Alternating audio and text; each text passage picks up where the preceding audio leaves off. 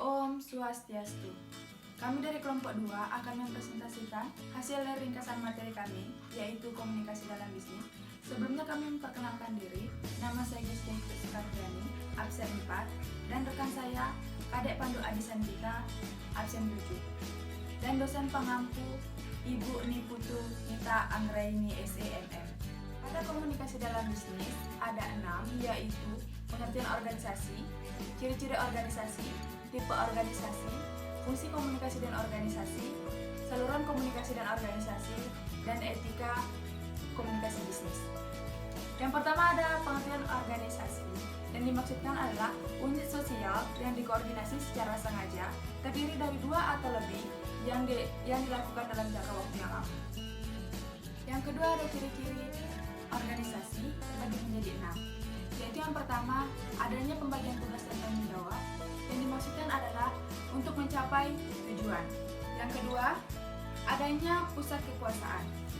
Yang dimaksudkan adalah pemimpin atau kekuasaan merupakan kekuasaan dalam suatu organisasi. Yang ketiga ada substitusi sumber daya manusia. Substitusi bisa terjadi karena mutasi, promosi, atau keluarga anggotanya meninggal dunia, pensiun, atau berhenti menjadi anggota. Yang keempat, adanya ketergantungan anggota. Yang dimaksudkan adalah sebagai suatu sistem aktivitas, seseorang atau suatu bagian dari organisasi tidak bisa dilepas dari seseorang atau bagian lain dari organisasi. Yang kelima, adanya koordinasi dan komponen. Yang dimaksudkan adalah organisasi selalu melakukan koordinasi baik secara lisan maupun tertulis. Yang keenam, adanya interaksi yang berulang-ulang. Organisasi melakukan kegiatan yang berulang-ulang atau kontinu dan permanen yang hanya akan berhenti apabila organisasi tersebut bubar. Yang ketiga ada tipe organisasi. Jika dilihat dari orientasi terhadap laba, organisasi terbagi menjadi 2, yakni yang pertama, organisasi tipe ini bertujuan memperoleh laba atau profit oriented organization. Yang dimaksudkan adalah laba dipergunakan untuk membiayai operasi dan pembangunan organisasi. Yang kedua ada organisasi nirlaba atau non-profit oriented organization. Yang dimaksud adalah suatu kegiatan yang semata-mata tidak memperoleh laba. Yang keempat, integratif dengan adanya komunikasi adalah organisasi yang terbagi menjadi beberapa bagian atau departemen akan tetap merupakan satu kesatuan yang terpadu. Untuk materi selanjutnya akan dilanjutkan oleh rekan saya. Baik, di sini saya akan melanjutkan presentasi dari Ayu Sekar, yaitu saluran komunikasi dalam organisasi. Saluran komunikasi dalam organisasi ada komunikasi internal dan komunikasi eksternal. Yang pertama ada komunikasi internal, yaitu komunikasi yang terjadi dalam orang-orang di dalam organisasi. Dan sedangkan komunikasi eksternal yaitu komunikasi yang terjadi antara organisasi dengan pihak luar dan sebagainya. Jadi di samping itu, organisasi juga perlu melakukan komunikasi dengan pihak luar seperti pemasok, pelanggan, kreditur, dan lain sebagainya. Dan masing-masing organisasi akan memilih caranya sendiri untuk menyampaikan informasi. Misalnya komunikasi internal atau maupun komunikasi eksternal. Selanjutnya ada saluran komunikasi formal, yaitu dibagi menjadi 3.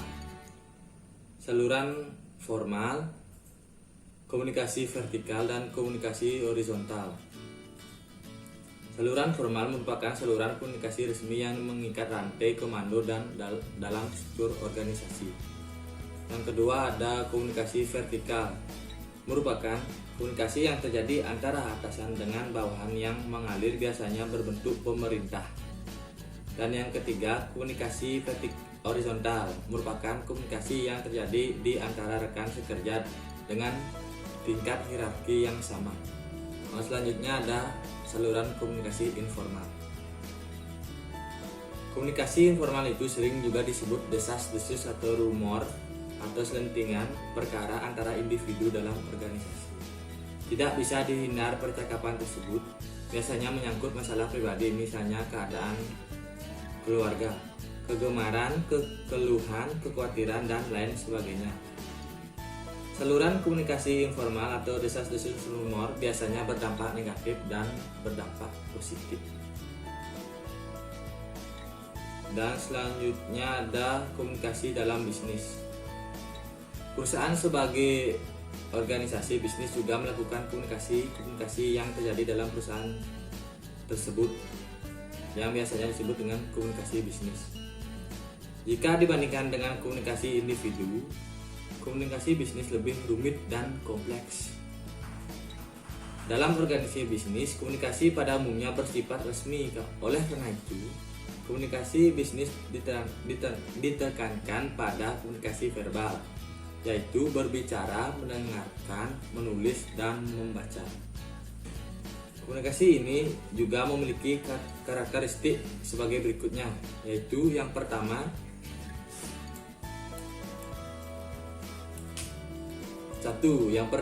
pesan disusun untuk para audiens yang membutuhkan informasi. Yang kedua, pesan bisnis disusun dengan mempertimbangkan waktu dan biaya. Yang ketiga, pesan bisnis disusun untuk lebih dari satu tujuan. Yang keempat, walaupun terjadi hal-hal yang mengecewakan, pesan bisnis tetap disusun dengan baik untuk menjaga hubungan kerja sama dengan semua pihak, terutama para pelanggan. Yang kelima, yang terakhir itu pesan bisnis memperhatikan nada dan pengaruh terhadap audiens. Dan yang terakhir itu ada etika komunikasi bisnis. Etika bisnis berasal dari kata Yunani yang dalam bentuk tunggal adalah ethos dan dalam bentuk jamak ta eta. Dapat diartikan sebagai kebiasaan, akhlak, moral, karakter atau watak yang mengacu pada nilai-nilai atau perilaku kelompok atau individu. Sementara taeta berarti adat istiadat, yaitu norma-norma yang dianut oleh kelompok. Jadi, etika bisnis adalah kiat dan disiplin untuk menerapkan prinsip-prinsip etika dalam mengkaji dan mengatasi masalah-masalah yang rumit dalam dunia bisnis. Di sini ada beberapa contoh masalah-masalah yang berkaitan dengan perilaku etis yang sering muncul dalam kegiatan suatu bisnis. Yaitu yang pertama ada menerima atau menawarkan komisi. Yang kedua, mencuri dari perusahaan. Yang ketiga ada memberhentikan karyawan tanpa pemberitahuan.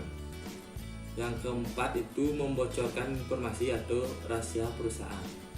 Yang kelima, memakai barang-barang perusahaan untuk kepentingan pribadi. Yang keenam, membangun perusahaan dalam perusahaan. Yang ketujuh, melakukan penipuan atau pemalsuan. Dan yang terakhir, memperdagangkan barang haram. Jadi di sini tujuan dari etika bisnis adalah mengunggah kesadaran pelaku bisnis untuk menjalankan bisnis dengan baik demi menjaga reputasi perusahaan. Etika memainkan peran penting dalam komunikasi bisnis, dan etika komunikasi bisnis mengacu pada prinsip-prinsip yang dianut oleh perusahaan mengenai komunikasi mana yang baik dan mana yang tidak baik.